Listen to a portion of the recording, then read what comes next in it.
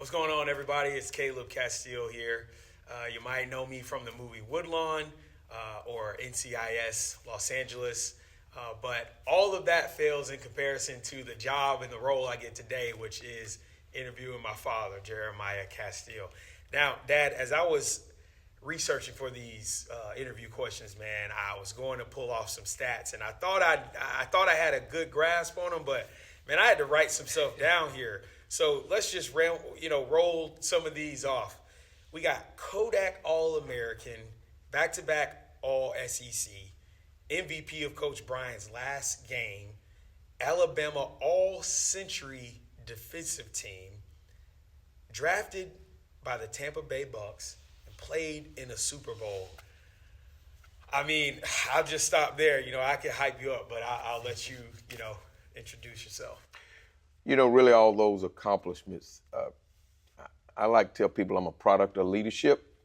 Coach Bryant gave great leadership, and I just went out and accomplished the things that I really think he believed.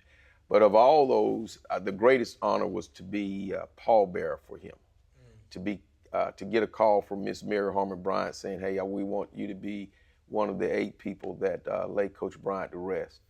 And that is... that's the greatest honor that I've had in life. I don't think there will be a greater honor for me than that honor of being one of the 8 people that laid, I would say, at that time, the greatest college football coach. Yeah, I don't think very many people will argue with that statement of Coach Bryant being the GOAT, the greatest college football coach of all time.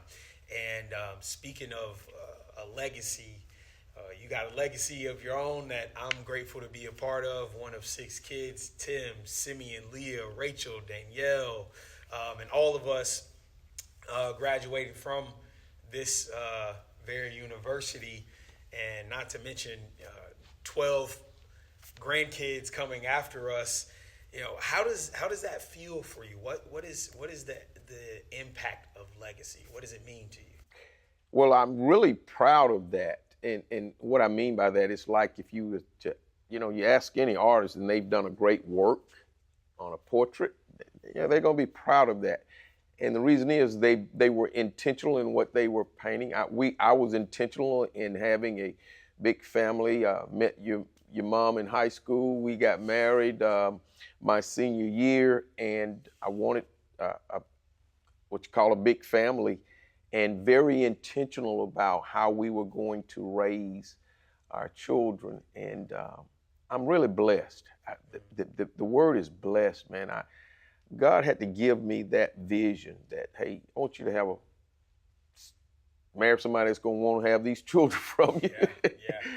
And we made a great team in rearing you all, and having a vision and a goal for that. And I look back at it, I'm like, wow, how did we do all the work? They say your days are long and your years are short when you're rearing children. I could agree with that. Being a father of a 1.5-year-old, and the work that goes into that, and I think it's very evident that you got a lot of I would say great rearing yourself at the university, and what was the transition for you like going from playing here? You left, go to the league, and then you have the opportunity to come and serve as chaplain. Walk us through that decision-making process.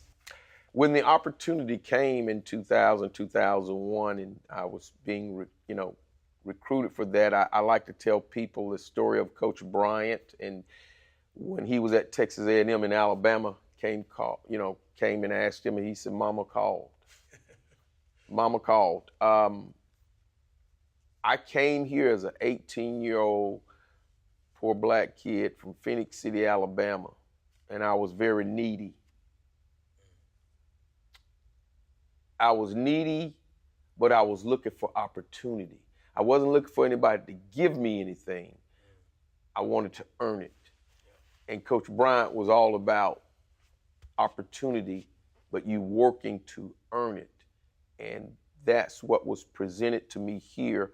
And so when Mama called, I had had so many awesome experiences as a player and as a student. I wanted the student athletes, the football players, to experience what I experienced. How can I give that to the next generation of Alabama football players? Because it made me a man. I told a story. I tell a story, and you've heard it. Coach Bryant's last game, we're getting ready to play the Liberty Bowl right before the captains goes out, and I was known as a quiet leader. I didn't talk much. Well, right before we're getting ready to go out, I got this strong prompting in my gut. Get up and say something. I'm like, what? I don't talk. That ain't mine. And the longer I sat there, the stronger it got. I mean, to the point where if I don't get up, I'm gonna throw up. Wow. That's how strong it was. And I know that was the prompting of the Lord. So I don't know what I'm gonna say. It's the crazy, you're like, say. And when I stood up, boom, man, it just started coming out like a river. And I said, Coach Bryant, I said, I just want to thank you for everything you've done for me. I came here 4 years ago as an 18-year-old boy. I'm leaving tonight as a 21-year-old man. Coach, ain't no way we're going to lose this game tonight. If I got to play this game by myself, Coach, we winning this game. And it set a fire. It lit a fire. And I look back at that. Coach Bryant dies 20-something days later. What's truly meaningful to me is I got a chance in front of my peers to thank my coach. Wow. And I imagine those guys, because Coach Bryant dies 20-some days later, they never thanked Coach Bryant for all that he'd done for them. And I got a chance. That's what God was doing. Hey, I want you to thank your coach. Thank him. And I did that in front of my peers. And and I went on to be MVP of that game. I played with passion, man. I was passionate in the locker room, and it just carried on to the field. And so all these experiences, why wouldn't I come back and want other young men to give that back to other young men that would come and be put on that crimson jersey? Yeah, you talk about something a lot, and it's something that you've preached on, that you've taught me, this idea of impartation. And from what you're saying is Coach Bryant imparted a spirit of excellence in you. And amen. That's something that, like I said, you've taught us. And I know personally that when I was here, you were preaching as chaplain. And so as chaplain and carrying that spirit of excellence, why should the fans, the alumni, the coaches, players, why should they care about this role of chaplain that you have now? When they look at that student athlete in that crimson jersey and he's got a helmet on, there's a person inside that helmet. I like to say. And that person came here with problems, just like I had problems. Alcoholic mother, PTSD father, suffered from World War II. So that was in my backpack when I was born. So players come in with problems. How do you minister to the total person? Yeah, wow. The coach on the field can't do it all. There's a spiritual side to every human being. And I got that when I was here. Coach Bryant gave someone access to nurture my spirit man. And they did. And they helped grow me up to where I was mature enough that I could get married my senior year. It matured me. And so the spiritual side of life it really governs the mental and the physical. So that's what fans need to understand, is that they get a better player. What I do as a spiritual coach is I get the chance to help make the player a better player. I love what you said there about the spiritual governing the mental and the emotional, And the physical. and the physical, Yes. and your role here contributing to a whole player, a whole young man. So, throughout everything you experienced as a young man here, the ups and downs, the grind, what's one lesson still showing up in your life today? Woo! That's a good one, man. I got fired up you saying that, boss. Because I could see Coach Bryant coming in August tour day. Hot, right? Yeah. I used to be saying, man, it's hotter than hell in Tuscaloosa. No lie. Because we were on that artificial turf. We practiced. Skilling. Yeah. Yeah. So if it's 95, let's That's just about say it's 115. yes. Yeah. And you be out there, I just got a Kodak's moment. Like, that turf's so hot. I tell you, man, you can't be still with you. Yeah. And it's just, it was tough. And Coach Bryant would come into meetings, Wednesday nights meetings, or Wednesday during the day, and he'd say, man, I know it's gonna be hot out there. That stuff gonna come up in your throat, and he said, but you know what I want you to do? And he'd do like this. Just get a little bit better, man. Man, rigor mortis done set in on my body. I'm gonna be honest with you. Man, after that second week, boy, I can't take another step. Yeah. He would do this. And I can remember saying to myself, I can do that. Wow. Men, just get a little bit better. At 65 today, that's what I'm still doing. Getting a little bit better. I think that's a lesson that I am how do I put this? Man, Coach Bryant was so powerful. His influence, I dominated the position. If you go watch the film, you 21 interceptions in four years. The numbers, you're not gonna see a bomb on me. I don't get beat. Probably the longest touchdown pass is 20 yards. Wow. And that ball had to be on the money.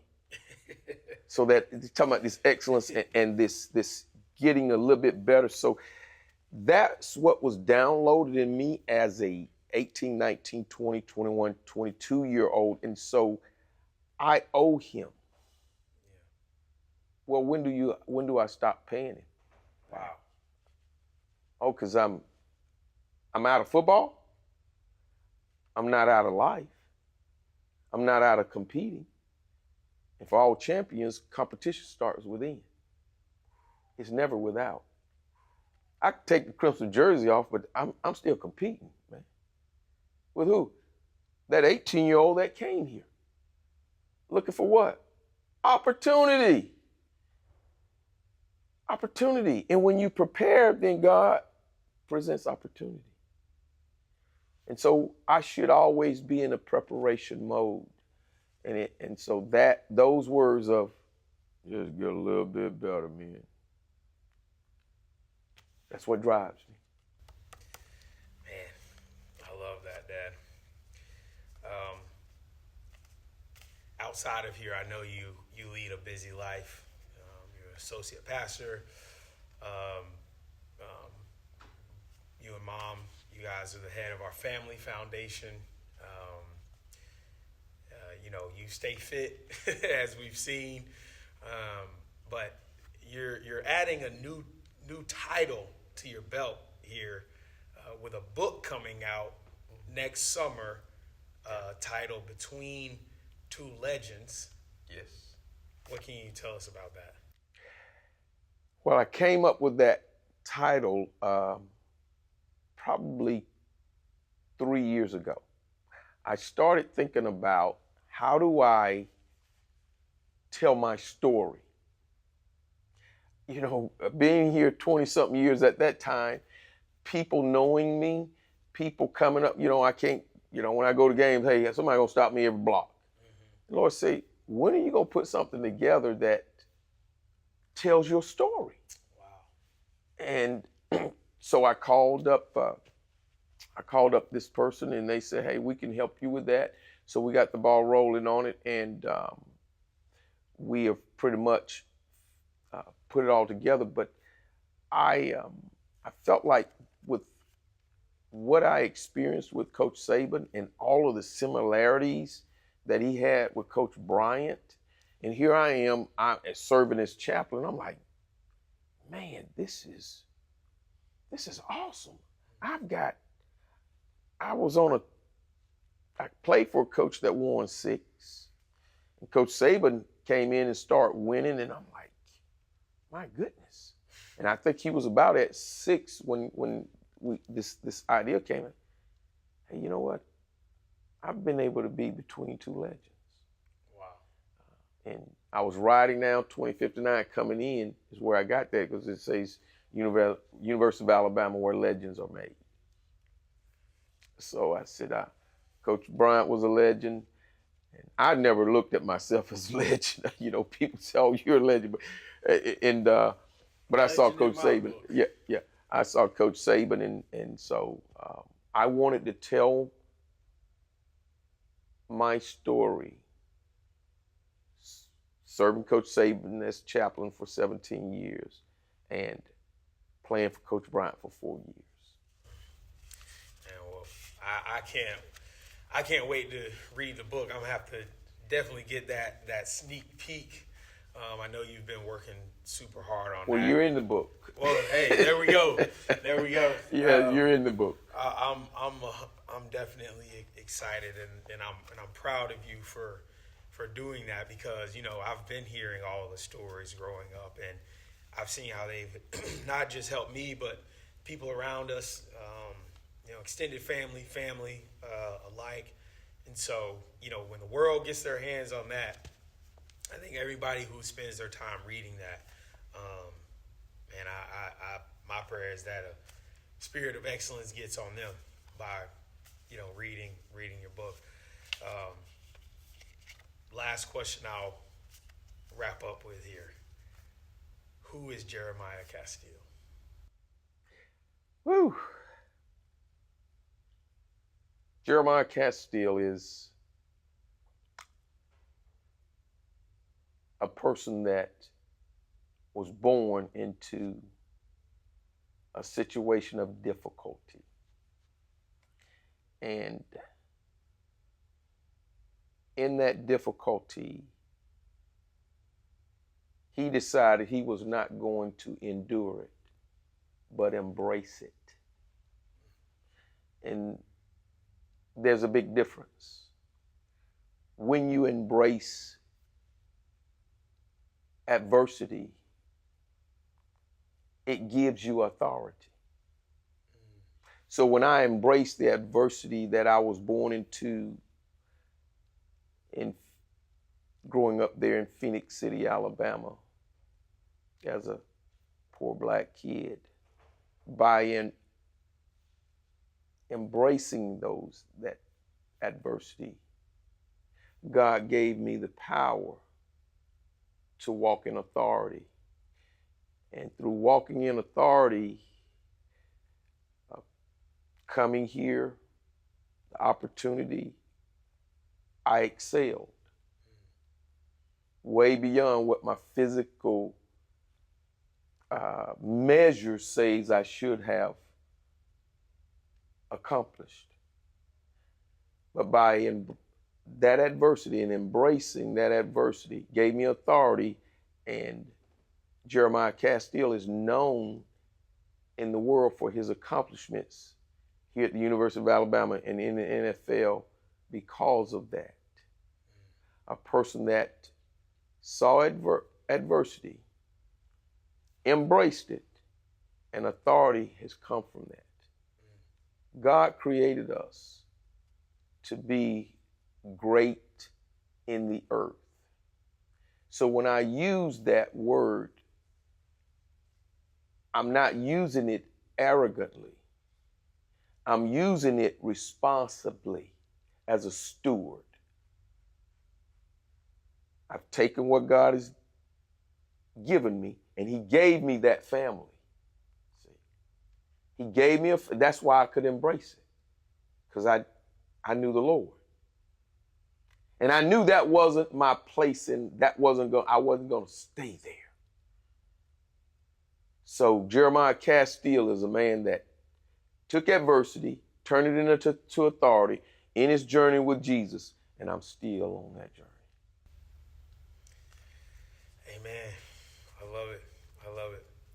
That's, you sit there and you think about what it takes to overcome those things. And you said it right. It takes a personal love relationship with the Lord. He'll empower you. He'll empower you to do whatever it is that you're faced with. So, he called us to greatness. We should think great. That's how I thought as a corner. I am great. I'm going to be great at this. Amen. And I didn't think no other. It still don't, I'm like, sometimes I be thinking, man, did I do that? Yeah, I did it. Because the numbers don't lie. But like my senior year, I had 10 interceptions. I went into the Liberty Bowl with 7 interceptions. I needed 3 interceptions. I set a goal my senior year to say, I'm going to get 10 interceptions. Guys sitting around here now, they're like, man, you tell people that, like, you can't do that. How did you think that back then? Yeah. When they was running the football? Because I thought great. Okay, because of the people that I was around, the standard of excellence that was set. So I had 5 interceptions my junior year. I said, shoot, man, I figure I can double it. Wow. And so going to the last game, I was, and everything about that last game, weather-wise, says, ain't no way you getting 3 interceptions, dude. It's wet. It's been raining. So as a DB, your footing is bad. You can't get no cold, 27 degrees or so. How you still think you're going to get 3 interceptions? Well, with God, all things are possible. With God, all things are possible. And the Lord blessed me with actually four turnovers that night, 3 interceptions and a forced fumble. Man, an MVP performance, baby. Yes. Well, Dad, I appreciate you sitting down with us. I'm excited for folks to follow along your journey as you finish out this 24th season as chaplain, going into 25 and on from there, baby. Yeah. I'm excited too. Yeah. Forever young, man, is what I like to say. That's right. And that was a record. If somebody made that Forever Young. Yep, I think so. Rod Stewart. Yeah, Forever Young. Play that. Yep, you Forever Young. I don't think we got the money for that. Yeah. Well, Age is attitude, man. Amen. Yeah. Age is attitude.